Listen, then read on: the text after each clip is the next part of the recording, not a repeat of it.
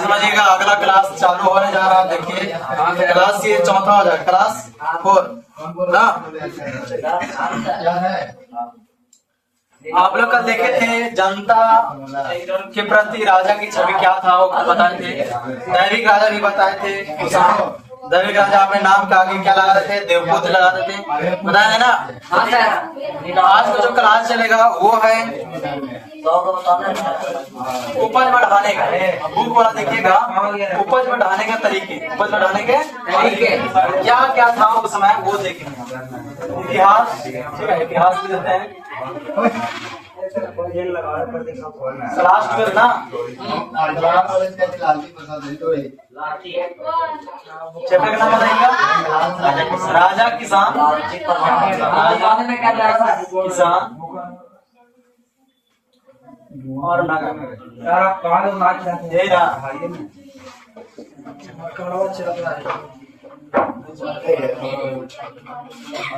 और क्या है देखिए।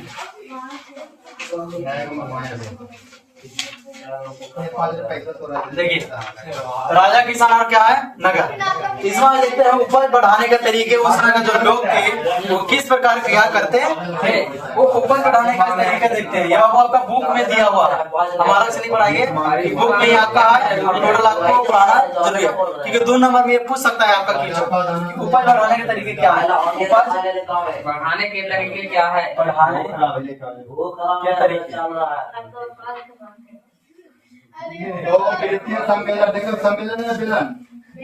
ये पॉइंट बनेगा उपज बढ़ाने का तरीका। दो वृत्तीय बेलन तो क्या हुआ बाबू, पहले देखा गया सिंधु घाटी सभ्यता में लोहा का तो खोज नहीं हुआ था। लेकिन धीरे धीरे क्या हुआ कि बदलता गया समाज और धीरे धीरे यहाँ पे लोहा का खोज हुआ। किसका खोज? लोहा का अनेक प्रकार के वस्तुएं यहाँ पे बनाना शुरू कर दें, जो कि उपज बढ़ाने का। उपज यानी खेती जो होता है, खेती में किस प्रकार फसल का उपजाऊ ज्यादा होगा उसी का यहाँ पे बताया गया है। उसी में आज देखेंगे कि किस प्रकार उपज बढ़ा था, किस प्रकार बढ़ाया जा सकता है। अभी भी आप कर सकते हैं। देखो जी जी देखिए आजमाएंगे। आगे देखिए, पॉइंट देखते रहिएगा आप लोग, ठीक है। अपना बस देखते रहिए, जो गूगल है से देखते रहिएगा और यहाँ से मिलाइएगा। देखिए उपज बढ़ाने के तरीके पहला देखते हैं, बहुत सारे तरीके थे लिखेंगे, अनेक तरीके थे। पहला देखते हैं हल्का प्रयोग। हल्का पहला बाबू है हल्का प्रयोग। देखेगा हल का प्रयोग में पहले की अपेक्षा आज हल चलता है, ठीक है। सबसे पहले में जो खेती होता था वो हल का प्रयोग नहीं किया जाता था। लोग हल के बारे में जानते भी नहीं थे ज्यादा, ठीक है। धीरे धीरे क्या हुआ कि हल आ गया, ठीक है। देखेंगे बैल वाला जो बैल का जो पीछे लगाया जाता हल जो लगाता था वो हल का बात किया जा रहा है। तो हल का प्रयोग करके क्या हुआ, खेती को बढ़ाया गया। पहले लकड़ी के क्या करता, लकड़ी या फिर ऐसे कुछ खुद के मतलब कुछ होता था, ऐसा लकड़ी बनाया जाता था, उससे खुदाई करके खेतों में फसल को बुना जाता था, उस पर किया जाता था। फिर हल का जब प्रयोग किया जाने लगा, हल का जब बनने लगा तो उससे क्या हुआ, खेती में ज्यादा उपज। अब देखिए यहाँ पे दूसरा जो है वो है हल का उपयोग प्रयोग या उपयोग। हाले में फाल लगा रहता, पता है ना। ये भी याद रखना कि हल जो होता है वो देखेंगे आप लोग कैसे होता है। ऐसा होता है, ऐसे खड़ा ना होता है, ऐसे होता है ना। इस प्रकार हल होता है बाबू, ठीक है। हम लोग देखेंगे यहाँ पे ऐसे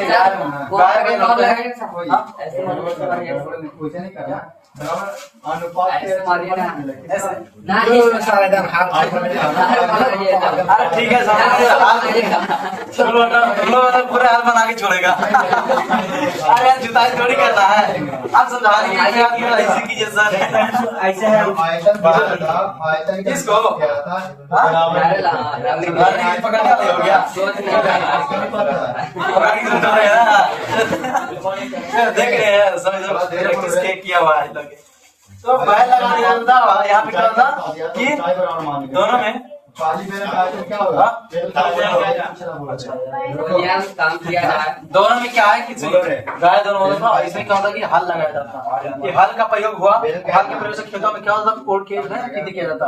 और हल के साथ साथ इसमें क्या हुआ, लोहे का हल का प्रयोग भी होने लगा। ठीक है, जब लोहा पता है वैदिक समय होता है, वैदिक काल में इसमें फाल लगाया जाता है। क्या लगाया जाता है इसमें? फाल। देखो लोहा का फाल इतना बड़ा होता है, इसमें क्या किया जाता है, इसमें लगा दिया जाता है, क्योंकि खेतों को कोड़ करके करता है, मट्टी को आगे इधर मतलब कोड़ देता पूरा, जिसके माध्यम से आपको खेती किया गया तो काफी उपज में वृद्धि हुआ। और हल का प्रयोग क्या हुआ, जहाँ पे वर्षा वाला जहाँ पे माहौल रहता है, जहाँ पे पानी वाला जब खेत रहता है उस जगह पर ज्यादा मात्रा में उपज होता है। क्योंकि पानी वाला जगह पर इतिहास जुताई करेंगे, आप देखेंगे धान का खेती कैसे होता है, उसमें देखोगे कि किस प्रकार किया जाता है कि पानी को भर दिया जाता है, उसमें हल चला जाता है, जिससे का उपज और ज्यादा होता है। जैसे मिट्टी जितना करता है उतना ज्यादा वो क्षमता उसमें बढ़ता है ना बताता हूँ, क्योंकि धान की खेती से आप समझ सकते हैं।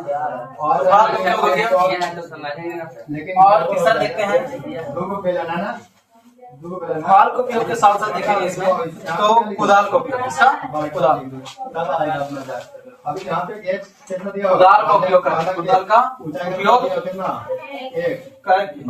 बढ़ा सकते हैं। कुदाल का उपयोग कहाँ पे करेंगे, जिस जगह पर पर्वतीय भाग जो होता है, पर्वत वाला जगह पहाड़, जिस जगह पर पर्वतीय भाग होता है उस जगह पर आप कुदाल का प्रयोग करके खेती किया जाता है। अब देखिए कि कैसे होता है, पहाड़ जगह में पर्वत ऐसा, इस पर खेती कर सकते हैं। इस पर कैसे पानी चढ़ेगा, पानी चढ़ा तो फिर खेती होगा, कैसे होती है इस पर पता चला नीचे उलट गया, चढ़ेगा भी कुछ जगह तो नीचे गिरेगा, ऐसा नहीं है। कुदाल का प्रयोग हो जाएगा, कुदाल के माध्यम से इस पहाड़ को क्या किया, काट काट के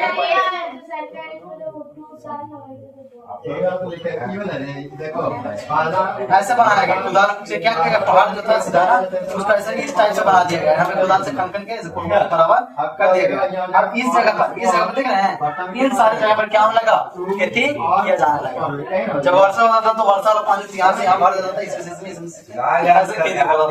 इसके कारण क्या हुआ कि कुदाल का आने से हमारे यहाँ की खेती में क्या हुआ, बढ़ोतरी होने लगा। कुदाल का उपयोग करके समझ गए। इसी पर देखेगा तो फाल का जो प्रयोग शुरू हुआ था वो जहाँ पे शुष्क क्षेत्र जानते हैं, अर्ध शुष्क क्षेत्र पंजाब और राजस्थान की जो एरिया है उस जगह पर क्या हुआ कि 20वीं शताब्दी से 20वीं शताब्दी से पंजाब बिल्कुल सूख जाएगा तो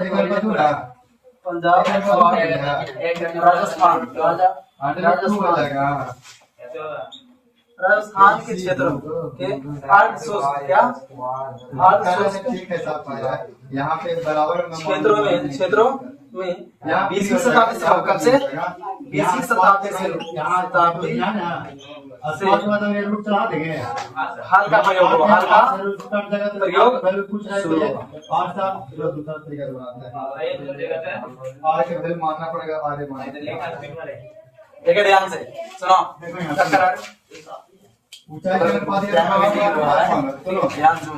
टाइम अभी तक क्लास चालू है कि आपको टाइम देखा लगता है। देखो ध्यान से मोबाइल बंद रखो। पंजाब और राजस्थान के अर्ध शुष्क क्षेत्रों में 20वीं शताब्दी से हल का प्रयोग किया जाने लगा। याद रखना, पंजाब और राजस्थान का जो क्षेत्र है वहाँ पे हल का प्रयोग कब से किया जाने लगा, तो 20वीं शताब्दी से। कितवीं शताब्दी से 20वीं शताब्दी किसको बोलते हैं पता है आपको ना? जब कोई 1900 में घटना घटल है उसको क्या बोलते हैं, 20वीं शताब्दी। जब 1800 में घटना घटल है उसको 19वीं शताब्दी। पता है ना? 1853 में पहली बार भारत में रेल चलाया गया था, पता है? कितवीं शताब्दी में चलाया गया था बताइए? 19वीं शताब्दी। 1800 में घटना घटा तो 19वीं शताब्दी में। अभी 2000 चल रहा है, 2025 आ चुका है ना? 21वीं शताब्दी चल रहा है, मतलब 21वीं शताब्दी भी चल रहा है। 20 शताब्दी क्या बोलेंगे, 21वीं शताब्दी। ठीक है, ऐसे समझ आप लोग एकदम पढ़ाई बता दीजिए, हम आपको क्या टेंशन बताएं। 20वीं शताब्दी से क्या हुआ कि हल का प्रयोग किया जाने लगा। और इसमें देखिएगा तो यहाँ पे उपज बढ़ाने के और तरीका था, जिसमें क्या किया गया, उपज बढ़ाने के लिए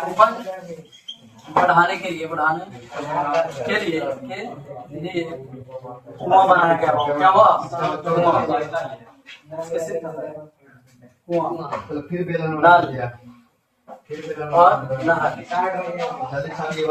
पूछेगा कुआं, नल, नहर, ठीक है। और यहाँ पे क्या होगा, तालाब, क्या बनेगा, तालाब भी बनेगा, तालाब कर दीजिए, तालाब। इसलिए बढ़िया क्वेश्चन है। कुआं, तालाब, नहर का प्रयोग किया गया, नहर का प्रयोग किया गया बाबू, प्रयोग किया गया, याद रखना। यहाँ पे की शब्द जब प्रयोग किया गया तो इसको सिंचाई किया गया, खेतों में क्या किया गया, सिंचाई। अब पहले खेतों में क्या होता कि यहाँ पे कुआं नहीं होता था, नहीं तालाब बनाया जाता था, नहीं नहर होता था। तो क्या हुआ यहाँ पे जब वर्षा वाला जो पानी होता था उसी पर सब निर्भर रहते थे। जैसे अभी बोले कि कुदाल का प्रयोग करके पर्वतीय क्षेत्र में क्या कर सकते हैं, खेती किया जा सकता है।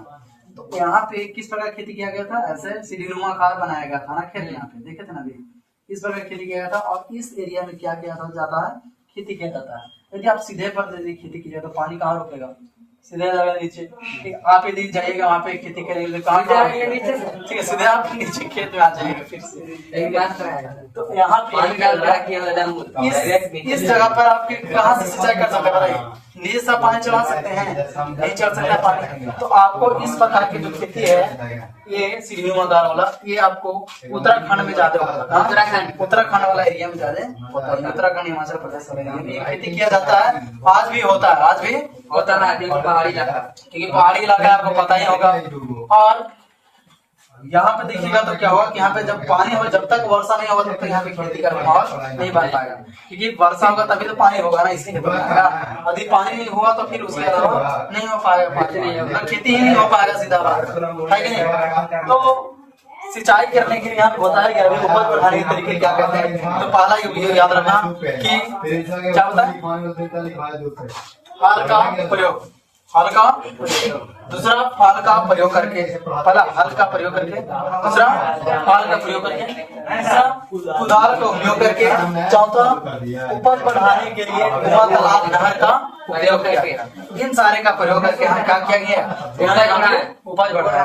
और एक चीज पॉइंट याद रखना, पंजाब और राजस्थान जो अर्ध शुष्क क्षेत्र है, अर्ध शुष्क बोलते हैं जहाँ पे आधा सूखा वाला गीला टाइप वही ना होता है, जहाँ पे ना तो पानी ज्यादा नहीं तो ज्यादा सूखा होता है। वो जगह पर क्या हुआ, वहाँ पे हल का प्रयोग शुरू हुआ पंजाब राजस्थान वाले राज्य में, 20वीं शताब्दी से हल का प्रयोग किया जाने लगा। अब यहाँ पे देखते हैं, ये इतना ही याद रखेगा। अब देखते हैं यहाँ पे नेक्स्ट पॉइंट जो है, ग्रामीण समाज में विभिन्नताएं। क्या देखेंगे आप, ग्रामीण समाज में विभिन्नताएं देखेंगे, ठीक है। यहाँ पे किस प्रकार के व्यवस्था था गाँव में,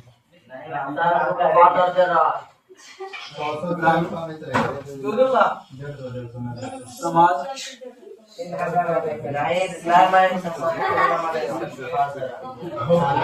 विभिन्नता है ना, विभिन्नता। अरे अब चुप रहेगा तुम, रे बोल रहे नहीं इधर, ये चुप रहो समझ से, बकवास कर लगता है देखिए। ग्रामीण समाज में विभिन्नताएं क्या क्या था वो देखेंगे, ठीक है।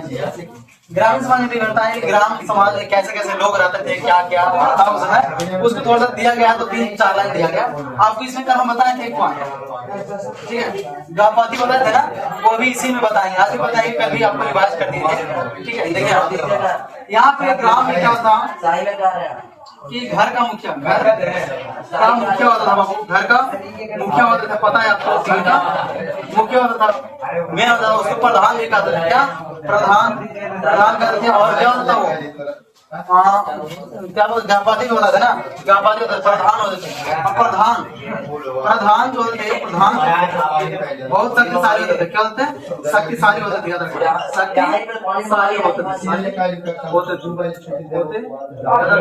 जो प्रधान जो होते थे गांव का, ठीक है। प्रधान घर का मुखिया क्या होता था, गांपाती का लगा, गांपाती का लगा, याद रखना, गांपाती घर का मुखिया क्या करता था, गांपाती। और इसमें क्या होता है, छोटे किसान, छोटे किसान और छोटे किसान और जमींदार, छोटे जमींदार होते, जमींदार उसको क्या बोलते थे, गांपाती कहते थे, उसको भी गांपाती ही बोलते थे, ठीक है। तो प्रधान शक्तिशाली होते थे, याद रखना, ठीक है। और प्रधान जो होते थे बाबू, ध्यान देना। प्रधान के साथ साथ इसमें जमींदार भी आ जाते हैं। प्रधान क्या देते हैं? जमींदार भी आ जाते हैं। प्रधान क्या होता कि किसानों पर प्रधान क्या कहते हैं? प्रधान जो लोग थे प्रधान किसानों को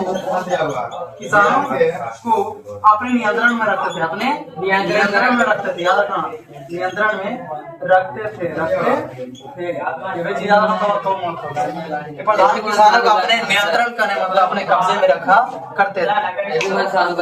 और ये जो होते थे वो वंशानुगत होते थे। ये भी पॉइंट लिखना। प्रधान क्या होते थे? वंशानुगत होते थे। मतलब क्या वंशानुगत मतलब क्या बोले? सरदार पढ़ाए थे, सरदार भी वंशानुगत ही हुआ करते थे। तो वंशानुगत मतलब हुआ कि पीढ़ी दर पीढ़ी अपने खानदान बनते रहता था। सुनिए, प्रधान जो होते थे, हम बने, हमारा बेटा बनेगा, हमारा पोता बनेगा, उसका भी बेटा बनेगा, उसका बेटा, ऐसे बना करता था। ठीक है, ऐसे ही होता था। पहले जो राजा महाराजा बना करते थे उस पर इतना आप देखें कि यहाँ पे ग्रामीण समाज की विविधता में देखें कि घर का व्यापारी का ये छोटे किसान को भी कहते हैं और छोटे जमींदार भी कहते हैं। एक उसी में प्रधान भी होते थे। प्रधान क्या होता है? शक्तिशाली होता था। क्या होता है? प्रधान शक्तिशाली होते थे और प्रधान छोटे किसानों पर नियंत्रण रखता था। इन छोटे किसानों पर अपना दबदबा बना के रखा करता था। और साथ ही साथ जो प्रधान जो थे वो वंशानुगत क्या थे? वंशानुगत, ये भी पीढ़ी दर पीढ़ी ही बनते। ठीक है, ये तो आप लिखिए, उसके बाद आगे चलते हैं। यहाँ पे प्रधान होते थे। आप लोग यहाँ पे प्रधान हुआ करते थे जो कि क्या है? ये शक्तिशाली होते थे, वंशानुगत होते थे, बताए ना? ठीक है, और ये किसानों का दबदबा बनाए रखे हुए थे। ठीक है, अब चलते हैं आपको एक ग्रंथ जो लिखा गया वहाँ मनुस्मृति ग्रंथ के बारे में पढ़ते हैं।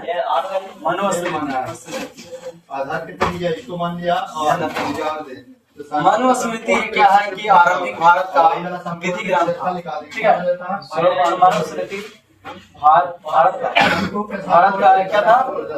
विधि ग्रंथ। क्या था? विधि ग्रंथ। विधि ग्रंथ याद रखना। मनुस्मृति भारत का क्या है? विधि ग्रंथ है। याद रखना। जिसको लेखक जो थे वो मनु द्वारा लिखा गया था। किसके द्वारा? मनु द्वारा। और मनुस्मृति किसके द्वारा लिखा गया था? इसका लेखक जो है, रचना किसने किया था? मनु किया था। किसने? मनु लिखने वाला का नाम ही मनु है। ठीक है, बोलेगा मनुस्मृति जो किताब लिखा गया, ग्रंथ जो लिखा गया है, किसके द्वारा लिखा गया? मनु द्वारा लिखा गया। किसके द्वारा? मनु द्वारा लिखा गया। ठीक है, और ये याद रखना कि भाषा ये जो है किस भाषा में लिखा गया है? तो संस्कृत भाषा में लिखा गया है। ठीक है, संस्कृत भाषा में लिखा गया। और जो लिखने का जिसमें समय लगा था वो कितनी शताब्दी है बाबू? दूसरी। यहाँ पे लिखते हैं सीधा कि दूसरी, ऐसे लिखते हैं दूसरी शताब्दी। दूसरी शताब्दी तुम लोग ईसा पूर्व से दूसरी वही तो हम बता शताब्दी ईस्वी तक। शताब्दी ईस्वी बोलो।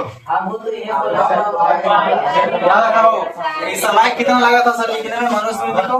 याद रखना है समय को दिया गया है दूसरी शताब्दी ईसा पूर्व से लेकर दूसरी शताब्दी से यहाँ पे दूसरी शताब्दी। ठीक है, दूसरी शताब्दी चला था उसको से लेके यहाँ पे, और दूसरी ईसा पूर्व से लेकर दूसरी शताब्दी ईस्वी तक लिखा गया। लिखने वाले कौन है? मनुस्मृति। ऐसे ही बताइए महाभारत का रचना किसने किया था? बताइए। महाभारत इसका लेखक कौन है? महाभारत का महर्षि वेदव्यास। महर्षि वेदव्यास। और रामायण का कौन है बाबू? ये भी बता दीजिए। वाल्मीकि। कौन है? वाल्मीकि। सब याद रखना, तुम लोग ये सब पुस्तक है। कुटनीम पुस्तक है राजशेखर। तो पाटलिपुत्र पढ़े थे आप लोग 10th में। इंडिका पुस्तक का राइटर कौन है बताइए? मेगास्थनीज कौन है? अर्थशास्त्र के पुस्तक कौन है? सॉरी अर्थशास्त्र का लेखक कौन है? कौटिल्य। या उसी में क्या बोला गया? चाणक्य या ये था मनुस्मृति ग्रंथ के बारे में थोड़ा सा दिया गया था। मनुस्मृति भारत में एक विधि ग्रंथ था जिसका लेखक मनु द्वारा किया गया। संस्कृत भाषा में लिखित ग्रंथ है। किस भाषा में? और लिखने में इसका समय कब से कब बना था? दूसरी शताब्दी से पूर्व से ये दूसरी ईस्वी सदी तक लिखा गया। इसमें किसका सलाह दिया गया है बाबू? राजा को सलाह। इसमें राजा का सलाह दिया गया है। राजा के बारे में लिखा गया है क्या क्या करना चाहिए, इसके बारे में चर्चा किया गया। अब चलते हैं नेक्स्ट पॉइंट है बाबू, वो भूमिदान। और ये थोड़ा ध्यान देना बाबू, बहुत बढ़िया टॉपिक है भूमिदान और भूमिदान के बारे में लिखेंगे। भूमिदान सब छोड़िए, भूमिदान एक डेट पड़ गया। ठीक है, भूमिदान क्या होता है आपको पता है? भूमिदान भूमिदान की नहीं समझते हैं, लेकिन ये शादी ब्याह तो नहीं करते। ये क्या होता है कि अंत्येष्टि संस्कार में सब किया जाता है। जब कोई मरण होता है ना, इसे पंडित लोग के दिखेगा गाय बछड़ी सब दिया जाता था। लेकिन यहाँ पे अब ऐसा नहीं है। राजा महाराजा अपने खानदान को बढ़ाने के लिए क्या करते थे? भूमि को दान किया। यानी खानदान में क्या जिसे भूमिदान करेंगे तो हमारा नाम भी होगा। राजा सोचते थे राजा भूमिदान करेंगे तो हमारा नाम होगा और जहाँ जाएंगे वहाँ दबदबा भी बना रहेगा। इसलिए हमें भूमिदान का पता चला। अब भूमिदान जो है आरंभिक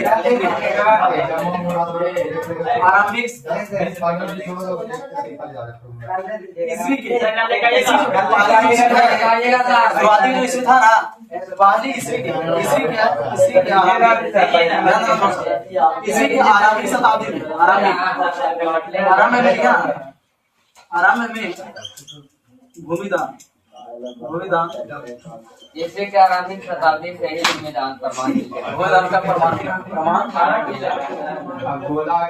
याद रखना तुम लोग। इसी के पहले ही शताब्दी है, पहले ही मतलब जो ईस्वी था, पहला जो ईस्वी चला था एक चलता रहा है। एक ईस्वी दो ईस्वी जो आया 2025 आ गया, लेकिन पहली ईस्वी की बात किया जा रहा है। एक ईस्वी तो पहली ईस्वी की पहली ही आरंभ में ही भूमिदान का क्या मिला? प्रमाण मिला कि भूमिदान पहले भी किया जाता था। आज भी किया जाता, लेकिन पहले किया। आज तो कोई करता ही नहीं है। कौन करेगा? आज महंगा हो गया, कोई करेगा? पहले शासक जो होता है वो सब क्या करते हैं।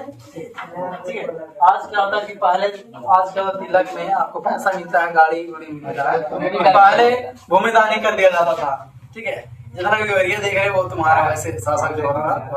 तो यहाँ पे देखिएगा इसको जो और इसका प्रमाण ये सब अभिलेखों में भी इसका साक्ष्य मिला है, इसका प्रमाण मिला है। प्रमाण मिले याद रखना। पहली शताब्दी में मिला है कि दूसरा बात कि अभिलेखों में इसका प्रमाण मिला हुआ है। इसका जो लेख है, जो लिखा गया है भूमिदान पहले होता था, कहाँ मिला है? अभिलेखों से प्राप्त हुआ। कहाँ से? अभिलेखों में भी दिया गया था। और कई इतिहासकार जो थे वो बाबू यहाँ पे भूमिदान पर गर्म वाद विवाद भी रखे, गर्म वाद विवाद भी प्रभाव डाला है इसमें। इतिहासकारों का क्या कहना है? इतिहासकारों में भूमिदान को लेकर गर्म वाद विवाद रहा बाबू, गर्म वाद विवाद रहा है। विवाद याद रखना। इसी को लेकर भूमिदान को लेकर क्या इतिहासकार जब लिखने वाला जो होता है इतिहास, उसी में काफी वाद विवाद भी रहा है। कौन दान किया जाता है, कैसे किया जाता है, ये सब अच्छा तरह जानकारी भी नहीं मिली। लेकिन एक जो आपको जानकारी है वो देखिएगा तो चंद्रगुप्त द्वितीय एक आपको इतिहासकार जो था पता है कि गुप्त वंश के शासक थे ये। ठीक है, गुप्त वंश का शासक गुप्त वंश का ठीक है। ये जो गुप्त वंश था चंद्रगुप्त द्वितीय, इसका चंद्रगुप्त द्वितीय की पुत्री प्रभावती नाम था। क्या नाम था? प्रभावती वती गुप्त प्रभावती नहीं इसको क्या हुआ था बाबू कि प्रभावती गुप्त को जो शादी हुआ था वो दक्कन के पठार था दक्षिण में पड़ता है तमिल में दक्कन के पठार दक्कन के पठार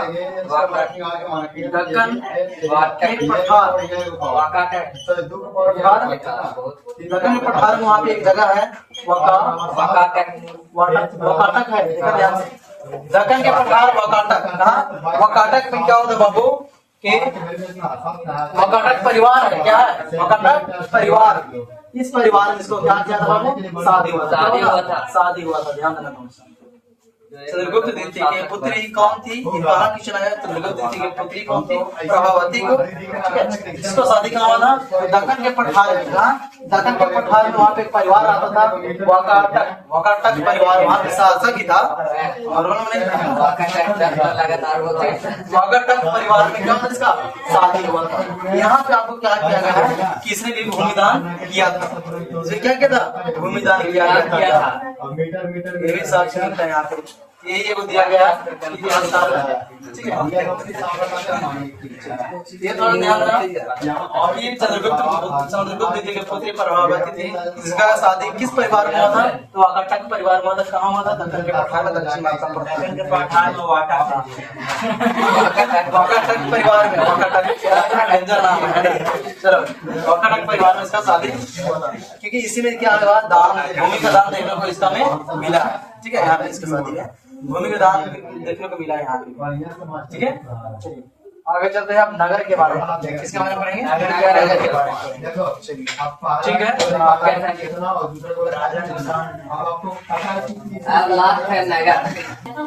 देखिए ध्यान से, शांत देख रहे हैं सर। और यहाँ पे भूमि दान जो किया गया है, देखिए ध्यान से।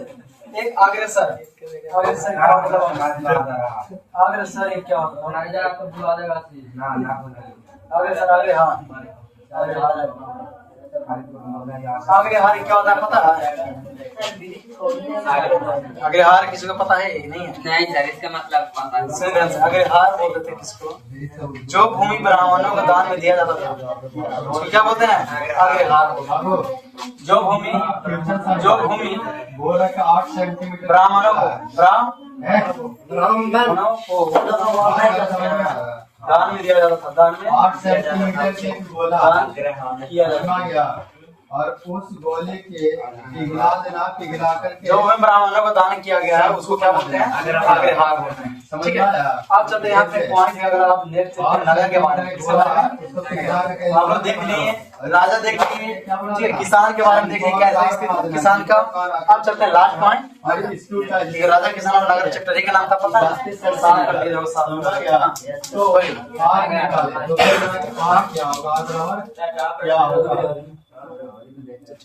देखिए यहाँ पे ध्यान से। तो नगर क्या देखेंगे? नगर और व्यापार देखेंगे। नगर और व्यापार देखेंगे। व्यापार किस प्रकार का थोड़ा सा देखें भगवान देखिए उसका ऊंचाई जो है 32 यहाँ पे क्या है पता नहीं यार। सबसे पहला जो नगर ऐसे नगर ऐसे बहुत सारा है, लेकिन एक नगर जो नवीन नगर इसका बराबर क्या पाटलिपुत्र क्या है? पाटली जैसे जगह देखने की बात वो जगह पाटलिपुत्र जो है ये नवीन नगर है। जो पाटलिपुत्र है वो पाटलीग्राम शब्द से बना है। पाटलीग्राम नाम पाटली जितना जगह पाटलीग्राम पटना के पहले का नाम था पाटलीग्राम। बताएं आप लोग, जब गौतम बुद्ध जब पटना में आए थे उस समय पटना का नाम क्या था? पाटलीग्राम। ये पाटलीग्राम है। पाटलीग्राम से पाटलिपुत्र बना है। पाटलिपुत्र का स्थापना किसने किए थे? स्थापना किसके द्वारा किया था? उदयन द्वारा। किसके द्वारा?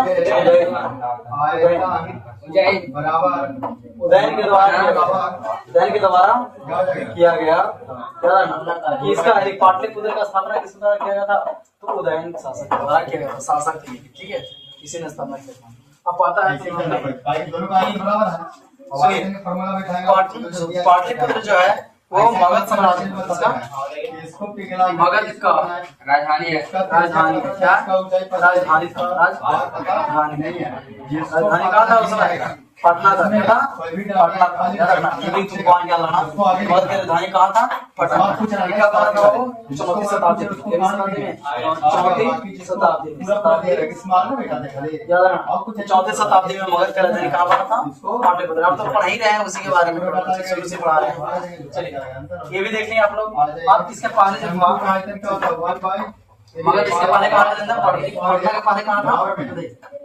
पाटलिपुत्र के पहले कहाँ था? पाटलिपुत्र के पहले समझ में आया?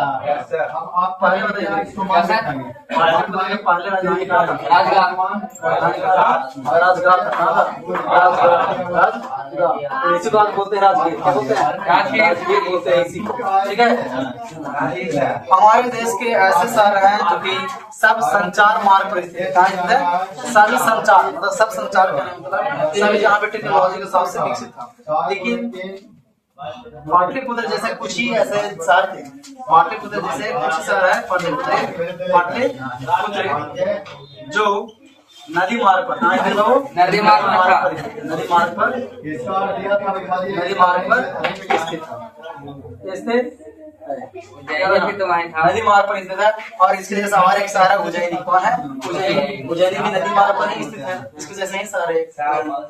तो नदी मार्ग बताइएगा क्या और पटना किस नदी के किनारे बसा हुआ है? बताइए। कौन सा नदी मार्ग है? मतलब कौन सा नदी बहता है? गंगा। गंगा नदी बहती है इसके किनारे से। और गंगा नदी पर कौन सा ब्रिज बनाया गया? बताइए कौन सा ब्रिज है? कौन सा पुल है? महात्मा गांधी सेतु। महात्मा गांधी सेतु ये बनाया गया। बाबू ध्यान देना, कहाँ? महात्मा गांधी सेतु पुल गंगा नदी पर बनाया गया। एशिया का सबसे बड़ा पुल, एशिया का सबसे बड़ा पुल, सबसे लंबा पुल कौन है? महात्मा गांधी सेतु पुल सबसे लंबा पुल। सबसे लंबा पुल, सबसे लंबा पुल। और सबसे बड़ा पुल कौन है? महात्मा गांधी सेतु। ये सब देख लिया आप लोग। और एक शहर बताते हैं जैसे में काशी जैसे कुछ शहर। काशी है। काशी शहर एक ऐसा काशी शहर जो है वो है व्यवसायिक। कैसा? व्यवसायिक सांस्कृतिक और सामाजिक दृष्टि से काफी अच्छा है। काफी है क्या है? अच्छा सर। ये तो यहाँ पे देख रहे हैं पाटलिपुत्र जो है ये काशी जो देखा गया व्यवसायिक और सांस्कृतिक और सामाजिक रूप से क्या है वो सबसे अच्छा शहर माना गया। क्या कर और बराबर यहाँ कितना है? ठीक है। देख लिया आप लोग यहाँ पे नगर का यही हाल था। और नगर के बारे में भी और कुछ बताएंगे लेकिन नेक्स्ट क्लास में आज तक यही ध्यान देते हैं। ठीक है, आगे आप कल देखेंगे। चला दें।